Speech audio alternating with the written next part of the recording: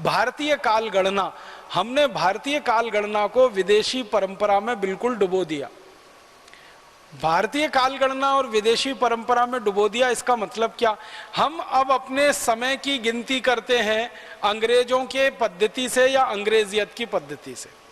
हम समय को गिनते हैं सेकंड में, हम समय को गिनते हैं मिनट में, हम समय को गिनते हैं आवर्स में, या हम समय को गिनते हैं मंथ्स में, या वीकेंड में, या फोर्टनाइट में, या ईयरली, जो भी गिन रहे हैं ये सब अंग्रेजों वाले तरीके से और अंग्रेजी पद्धति से।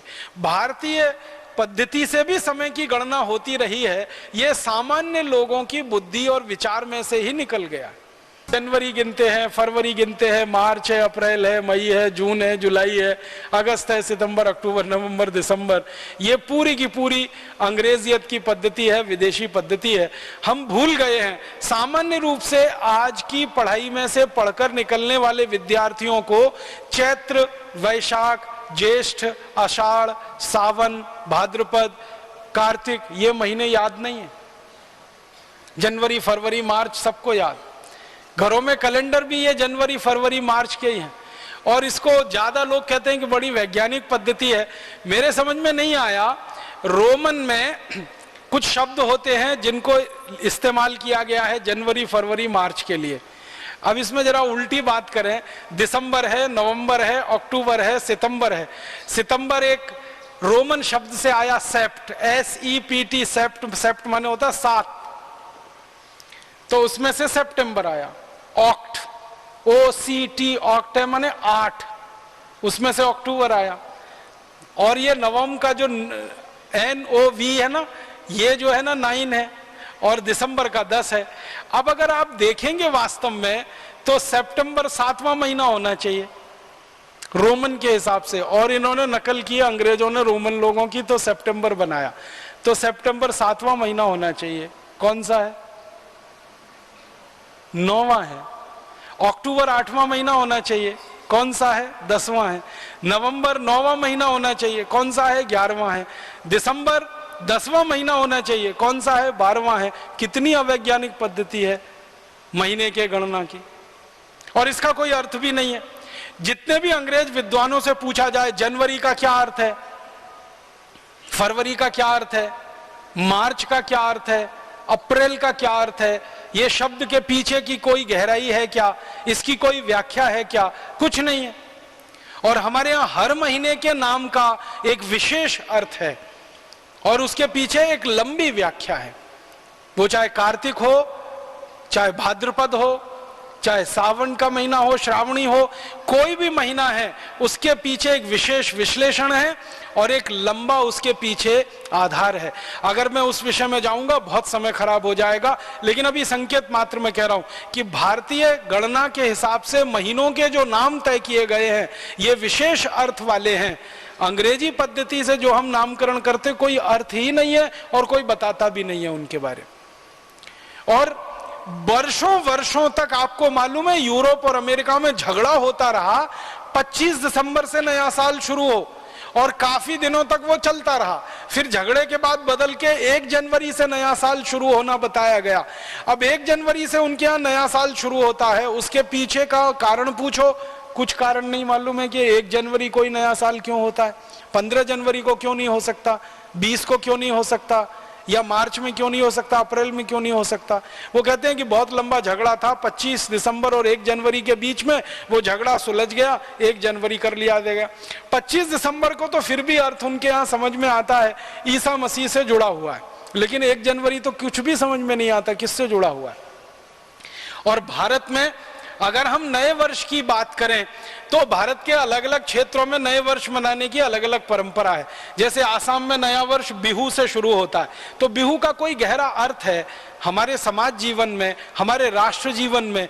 बिहू के पीछे पूरी संस्कृति है और पूरी की पूरी सभ्यता का दर्शन है, इसके लिए बिहू है और उसके साथ नए वर्ष की शुरुआत है। इसी तरह दक्षिण में हम चले जाएं तो मानते हैं कि ये दिन खास है, ये दिन खास है, उत्तर में, दक्षिण में, पूर्व में, पश्चिम में। अब ये पश्चिम भारत में गुजरात के लोगों के लिए बहुत महत्व का दिन है, दीपावली वाला। तो दीपावली के अगले दिन से वो नए वर्ष की शुरुआत मानते हैं, क्योंकि व्यापार के हिसाब से वो उनका सारा हिसाब है। तो हर जगह भारत में नया वर्ष है, वो चाहे तमिलनाडु का हो, चाहे आसाम का हो, गुजरात का हो, या हमारे इधर लोहड़ी होती है पंजाब में, लोहड़ी से नए वर्ष की शुरुआत मानी जाती है। तो सब जगह कुछ ना कुछ विशेष आधार है और उसके पीछे पूरा दर्शन है। यूरोप और अमेरिका में तो न कोई आधार है, न कोई दर्शन है, फिर भी हमने नकल करके 1 जनवरी को नया वर्ष मनाना शुरू कर दिया। और इस देश में ऐसा बेहूदगी वाला हिसाब किताब बन गया है कि 31 दिसंबर की रात को और 1 जनवरी की सुबह देश के मुंबई, दिल्ली, मद्रास, बेंगलोर आदि आदि बड़े शहरों में होटल बुक किए जाते हैं, रात भर पार्टियां चलती हैं, कान फोड़ू संगीत बजाया जाता है और पता नहीं क्या क्या सब व्यभिचार किया जाता है। वो नए वर्ष मनाने का हमने पूरा नकल करके पश्चिम से या यूरोप अमेरिका से अपने जीवन में बसा लिया। हमारे यहाँ के जो क्षेत्र के हिसाब से और हमारे देश के जाति समूहों के हिसाब से नए वर्ष के जो गणन थे या जो उनकी गणनाएं थी, वो सब हम भूलते चले गए और सब कुछ हम डूबते चले गए विदेश से आए हुए इस दर्शन में। इसी में और मुझे ऐसा लगता है कि हमने भुला दिया कि इस देश की काल गणना पंचांग के हिसाब से जो चलती है वो प्रकृति के हिसाब से है और संपूर्ण वैज्ञानिक है। हमारे यहाँ भारत में ऐसे महान महर्षि और वैज्ञानिक हुए हैं जिन्होंने यूरोप से 1000 साल पहले कई गणनाएं की थी और वो गणनाएं सारी दुनिया में सत्य सिद्ध हुई। आपको मालूम है, सारी दुनिया में कहा जाता है कि पृथ्वी सूर्य के चारों तरफ घूमती है और अपने अक्ष पर भी घूमती है। ये सबसे पहले किसने बताया? मेरे जैसा कोई भी आदमी जवाब देता है, कोपरनिकस ने बताया। अब कोपरनिकस अभी हुआ 400 साल पहले दुनिया में। कोपरनिकस के जन्म के ठीक 1000 साल पहले भारतीय महर्षियों ने यह पूरी बात बता दी थी कि पृथ्वी सूर्य के चारों तरफ भी घूमती है और अपने अक्ष पर भी घूमती है। और पृथ्वी के घूमने का जो दर्शन है पूरा, जो उसकी व्यवस्था है, इसी में दिन होता है, इसी में रात होते हैं। दिन इतने समय का होता है, रात इतने समय की होती है, फिर दिन का बंटवारा किया, फिर रात का बंटवारा किया और वो बंटवारा करते करते करते करते समय को सूक्ष्मतम स्तर पर ले जाके नाप लिया और उस नाप को आगे बढ़ाते हुए पृथ्वी से सूर्य की दूरी को नाप लिया, सूर्य से चंद्रमा की दूरी को नाप लिया, चंद्रमा से पृथ्वी की दूरी को नाप लिया, हर दूरी को हमने सौर मंडल में नाप लिया।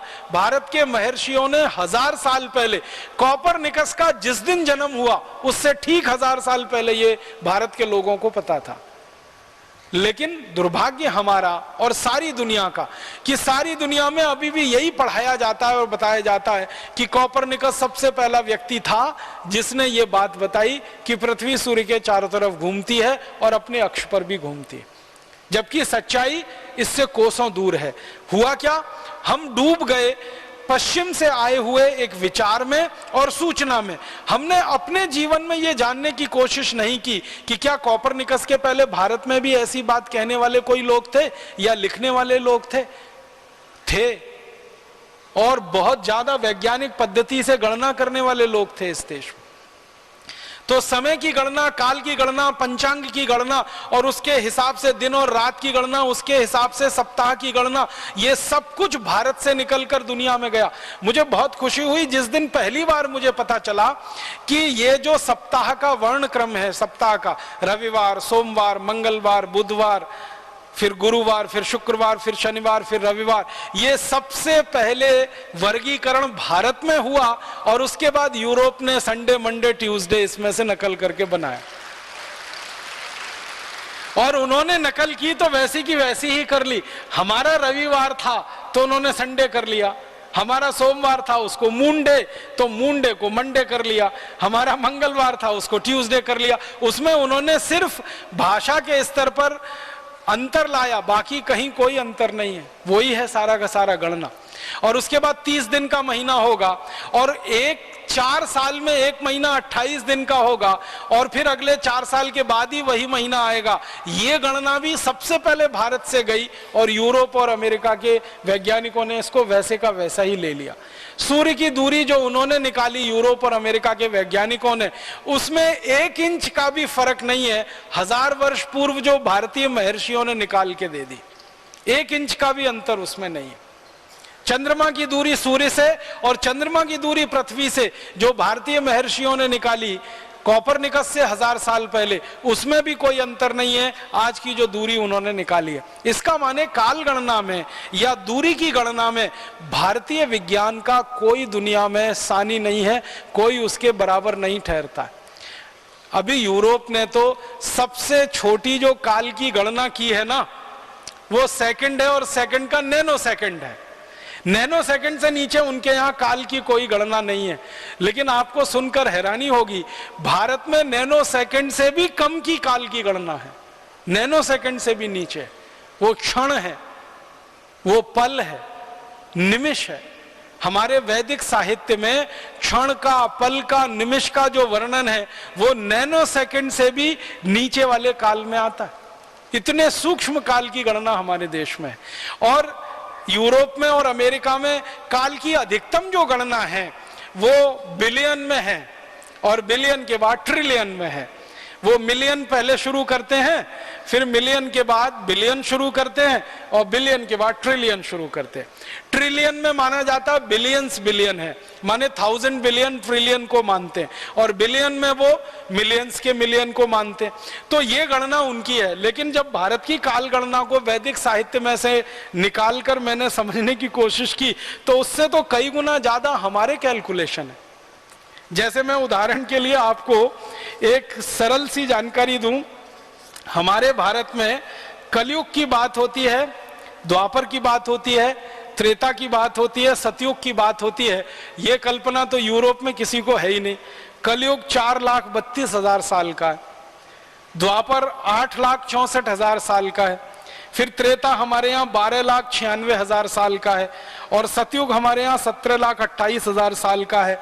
ये चारों युगों को जोड़ दिया जाए तो चतुर्युग बन जाता है, ये 43,20,000 साल का होता है। और 71 चतुर्युग का एक मनवंतर हो जाता है जो 30,67,20,000 साल का होता है। और एक चतुर्युग जो है ना, वो ब्रह्मा जी का एक दिन है, और एक चतुर्युग ब्रह्मा जी का एक रात है। इतने लंबे कैलकुलेशन करोड़ों करोड़ों साल के। और हमारे मन में कितना वो रच बस गया है काल की गणना का कि अक्सर यहाँ यज्ञ होता है, उस यज्ञ में संकल्प पढ़ा जाता है, और वो संकल्प भारत में हजारों हजारों लाखों लाखों लोग सामान्य रूप से पढ़ते रहे हैं। वो सारा संकल्प अगर ध्यान देंगे तो काल की गणना ही है। कान में जो शब्द पढ़ते हैं वो सारे के सारे काल की गणना के ही शब्द हैं।